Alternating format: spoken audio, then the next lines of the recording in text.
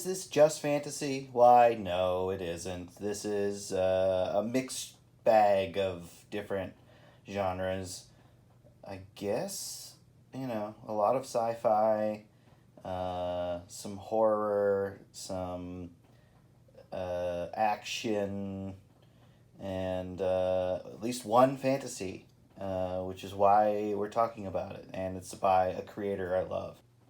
This is The Devil's Cut, a much ballyhooed comic when the DSTLRY publishing, I guess, company first announced that they came into existence, and it's because they courted, beloved talent, both writing and drawing talent, to come to them and do some creator-owned books. It had some interest from me just because, I like the support of creator-owned works, but it's also like, it's not like it was an opening for, say, somebody like, me, who's, trying to get more eyes on their work and is, basically I don't already have a built-in fan base. But that's what you do when you're starting a company, is you start with top-tier talent to more or less guarantee that you're going to sell books. I wasn't as impressed when they were like, we're going to have limited releases and people can buy like NFT versions of comics or some shit. Anybody that engages with garbage like that is a moron. So hopefully they abandon that shit because it's stupid, and they stick to making good comics. And from what I see here, there's a lot of potential, sure, but I also will say that the main reason we're talking about it is they are going to be publishing a comic by Becky Cloonan. Not just any comic, but like a fantasy, like dark, erotic horror story by Becky Cloonan. So I'm in with that one at least. But you know what? As I go through this, I'm mostly just going to give general thoughts. But the one I'm really going to focus on is the Becky Cloonan story, which is the ending of the story of this. But before I go anywhere else, I'll just point out I got the Francavilla cover. I was looking for the Becky Cloonan cover, but they didn't have it at the place I went. And Francavilla is not a downgrade, really, because I love his work too. I have several pieces by him on my walls, and many comics by him, and so this cool octopoidal cover, which ties into the story he's doing with Scott Snyder, is cool. So I got a good cover. So the first story is a Spectrograph by James Tynion and lots of editing in this one. So the first story is Spectrograph by James Tynion and Christian Ward. It's an interesting start, or at least it's meant to get you hooked. Doesn't quite hook me. It's like it's very mysterious, and I feel like this a lot of these feel like they were forced to write a short that would tie in somehow to their comic rather than like it fitting in naturally, because I don't know if we're gonna get any I feel like they had to come up with some of these characters just to justify the existence of the short, which is not a knock, but I imagine it was probably a challenge for some of them who had already come up with what their story was. Anyway, this one, it seems like it's sort of sci-fi, horror, also paranormal, I should say. It seems like this guy has like a ghost machine or something. I don't know. It's meant to intrigue you, and I guess it is intriguing, but I don't know. I'll have to see. Maybe when this comes out, I will get it. But the art's cool, at the very least. So yeah. there's that one. This one's Shepherd by Mark Bernardin and Ariella Crisantina. And colors by Lee Luridge. So it's a sci-fi tale. I don't know. Basic summary that for long-term colonization, they are like freezing people and putting them in these unmanned ships, and then pirates show up and steal from the ships, and so they're trying to create basically a robot to protect these colonists from pirates. And it's like a synthetic robot. Apparently this guy designed it to look like anyway, it's a person, not a bad concept, but and so if you're into sci-fi, that would be might be interesting to you. This one's great. This is by Elsa Charretier. This is 8 Rules to Make It Out in One Piece. This is like a kind of comedic, somewhat satirical take on like a James Bond like spy character. And it's this lady, and it's basically like, and the whole premise is like, if you're found out, these are the tips I have for you on how to get out alive. And yeah, it's just this fun action piece. The art is gorgeous. The action is super well articulated.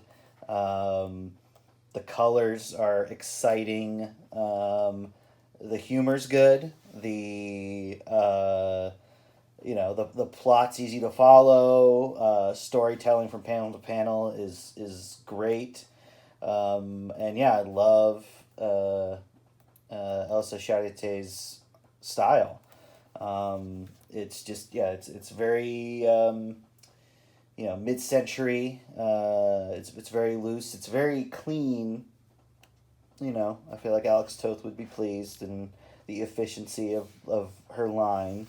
And yeah, it is just it's a joy.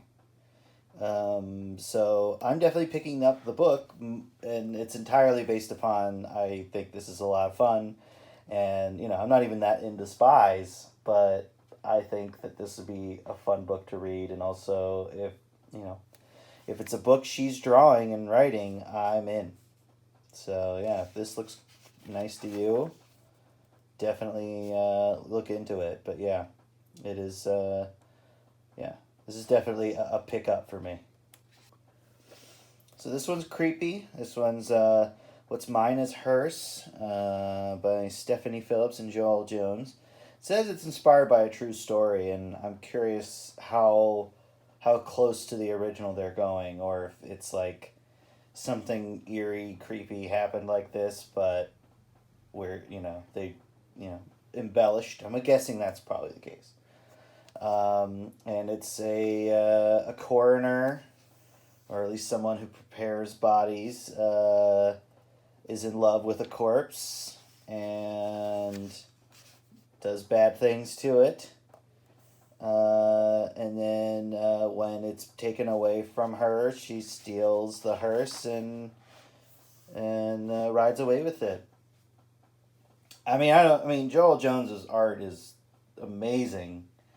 I really love that about it. I don't know how much of a story like that I would want to read from month to month, but it's certainly intriguing. I might give it a look when it comes out, but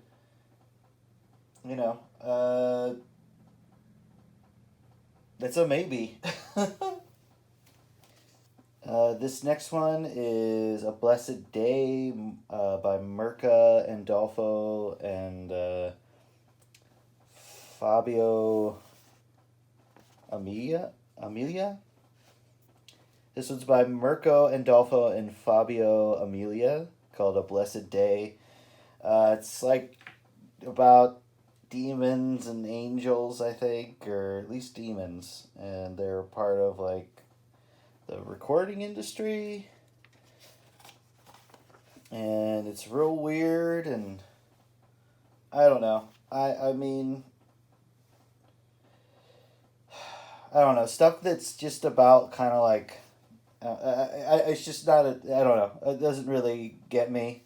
And it's like, I don't know if, I guess it's supposed to be like a satire on religion, because this demon is a priest, and the church is responsible for pop stars and stuff, and I feel like it's possibly political, possibly like meant to be making a statement about that kind of shit. I don't know. I just know that I don't know. I hope it's good, but I won't know because I'm not going to pick it up. This is The Stowaway by Jock. Jock is, much beloved artist. I'm sure some of you are big fans of his work and, his Batman stuff and whatnot. And so this is him doing his own writing and storytelling, and it's like another sci-fi tale. This kid almost gets gets on this ship to steal food. Almost takes off with the ship, and I'm guessing that something like that may happen in the book. I don't know. Art's of course great, but I don't know. The story doesn't grab me, but it may grab you just because the art is good. So it's a maybe, I guess, but I don't know. Probably not, because it just doesn't grab me. This is Brian Azzarello and Eduardo Riso, and this is the deleted scene 2 or something. I don't care. I mean, this art is incredible, and it's this kind of brutal looking cowboy story, but like, I'm a big fan of the way this looks. I might give it a shot just on that, just on the merits of the art. I may just do it because I just love the painted quality of it and the colors, and I'm curious what the actual story of the book is going to be. I wonder if, it seems like it's a western, obviously, but I'm just curious what direction it's gonna go in. But yeah, this is a big, if it's not a yes, it's definitely a big maybe. I'll have to pick up that first issue and give it a look.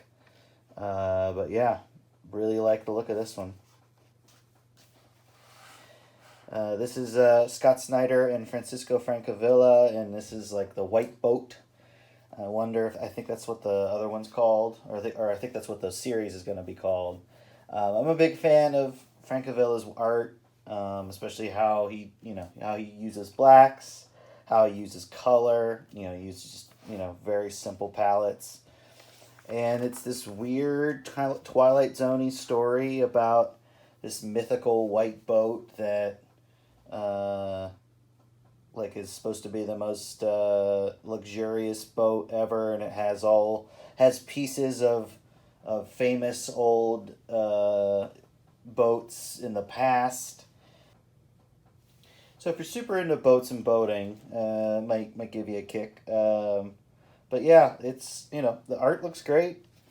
I really love the ghoul that he worked on like last year, or maybe it was the year before. But yeah, I mean, the art looks great. I just it doesn't give you much to go on. It's just that like he's trapped on this boat for who knows how long, and he finds his dead brother on board, and it's this spooky tale, and I don't know, it seems like it's an interesting setup, and his art's great, so I'm probably gonna pick that one up. This one is another sci-fi one, but it's basically the premise. It's a comic that's just setting up what the premise of their comic is. It's Jamie McKelvey and yeah, the idea is that after, in the future, when everything is figured out and solved and there's no mystery left in the world, what are people going to want to solve? And this phenomena starts happening where these orbs start appearing, and they are like basically taking matter from this universe into another one. And this scientist, and I guess, I don't know, their partner that looks like a monster, is going to, like, look at these creepy eyes, Jesus Christ. They are going to willingly enter one of these orbs and go into an unknown universe simply because they want to know what it's like to feel lost and need to figure stuff out because everything else is figured out in the universe. A real high concept that everything is, and also that, like, you can't die because your soul is, like, backed up on the cloud and you can just download into another body. So everybody's immortal. And so it's basically like, what if the universe was like heaven or something? I don't know. And that, not heaven, but like, you don't have to be afraid of dying, and there's no mystery anymore. It's like, I don't know. It's an odd like philosophical question, but yeah, then they disappear into another universe, and I'm guessing that's the point, is like, that they're gonna experience the thrill of not knowing something. Okie doke. This is Waiting to Die, Ram V and Lee Garbett. And it's another sci-fi tale. It's basically like there's this storm happening outside, solar storm, where like it's taking away people's memories, and if you go outside and you look at it, you may not remember things. I don't know. It's I don't know. And I'm guessing it's sort of horror-y. It's like horror sci-fi. I don't know. Yeah. I'm not doing a good job describing it, but that's because I guess it didn't engage me too well. So here's the main show here for me. This is What Blighted Flame Burns in Thee, by Becky, Cloonan, and Tula, Lotay, with Richard Starkings on letters. So this is like a, it's kind of, I suppose, it's sort of set in a witch era, or either in an era when people were afraid witches brought diseases. And this young woman is essentially going to be blamed for causing an epidemic because she's a witch, quote unquote. And we get split art duties. We get Becky Cloonan starting the story art-wise, which of course I'm into. I mean, just really great. Really great use of gray and color. A little spot color, but and great texture in there. But just great use of black, great composition. And it's grim. And essentially, she's, the whole town is stricken, and her family even is accusing her of being a witch.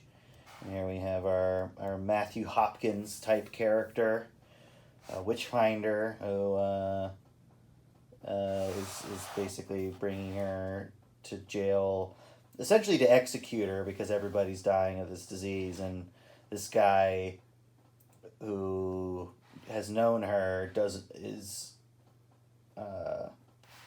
going to try to protect her, or going to try to help her escape. And it's the basic plot thus far. Like, jeez, I mean, I love like these panels, these close up these faces, these scraggly hairs. But also, I love just the isolation of this amber color. You know, and the use of it. Yeah, and she really articulates her panels really well. I love, how it's broken up here. Looks great. I didn't even talk about this guy's face. Look at that. Real long, sinister face. Love the pale eyes. Also, the pale eye of this disease haver. It's real gross and creepy.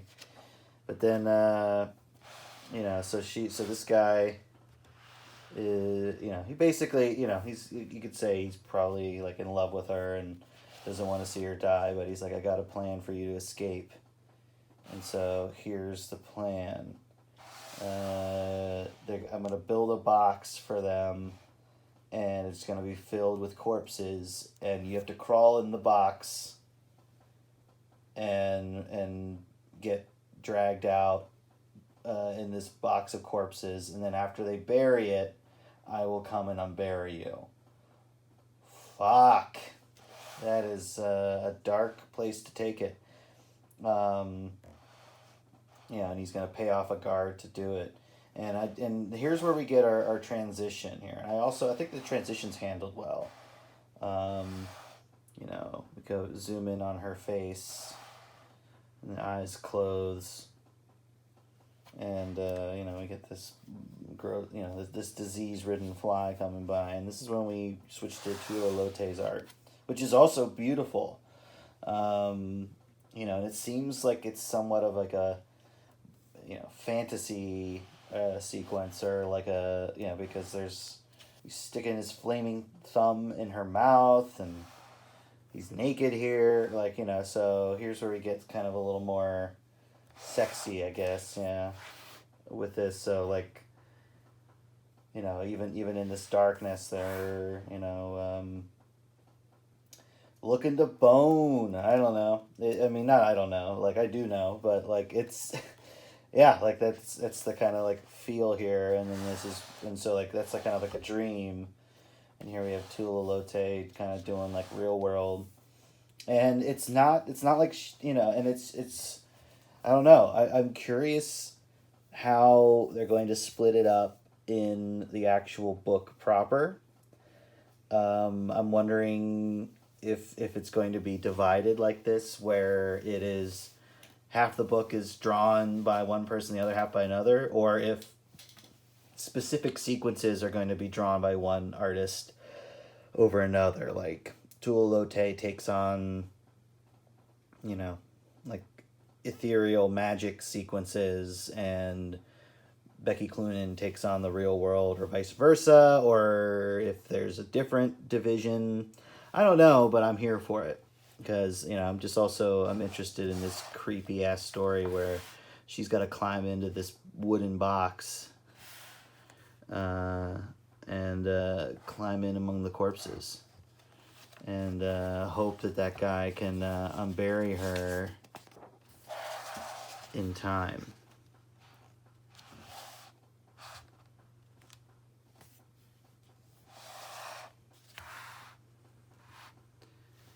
Yep, and there she, laying among the corpses. Look at this great castle here, too. That's amazing.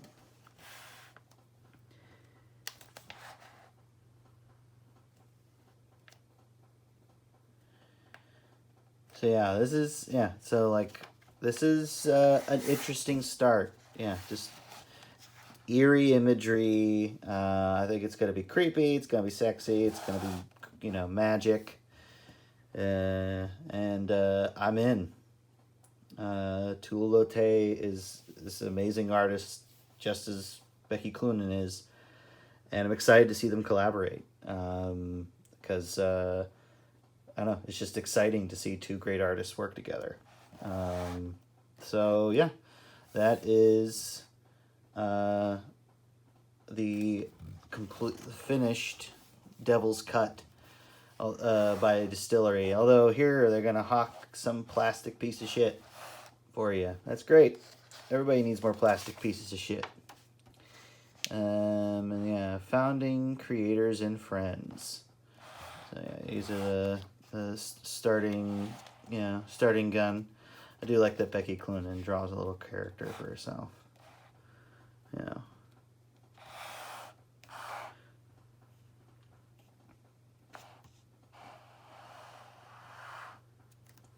Yeah. Founding editor Will Dennis. Will you make a good comic person, Dennis? I don't know. Anyway, so that is The Devil's Cut. I'm sure other people have talked about it too. If you didn't know about it, yeah, it's just new comic book company on the scene doing independent comics. You could say, quote unquote, independent comics. They're, very well funded and very well known people. So out of all of these, the two that I like the most were the Elsa Charretier. The two that I liked the most were the Elsa Charretier spy book, and of course the Becky Cloonan and Tula Lotay witch burning book. I don't know. Those are the two that stuck out to me the most. I also did like the Scott Snyder and Francavilla like creepy boat book. The creepy coroner, I like that one too. Although I don't know if I can read a whole book about necrophilia. And then there's also the book by Jock. That's mostly because it's Jock, but that's a maybe. But I don't know. If any of this appealed to you, if you want to check it out for yourself, read it fully yourself, I'm sure you can find copies at your local comic book store. Please support your local comic book stores. If any of them seem interesting, but like you kind of just want to get to the main comic, I think they're going to start coming out in this month, November 2023, and so on. So just be on the lookout for DSTLRY. And also be on the lookout for my books, Side Questers, Haxon, 3-Panel Origin, and adjacent books. These are my books, and if you want to, help me out, if you're interested in reading comedic, the Tick-esque superhero stuff, or tales of witchcraft and sorcery and creepiness, or fantasy adventure about two oddball friends, then check out my website and pick up your copy or copies of my comics.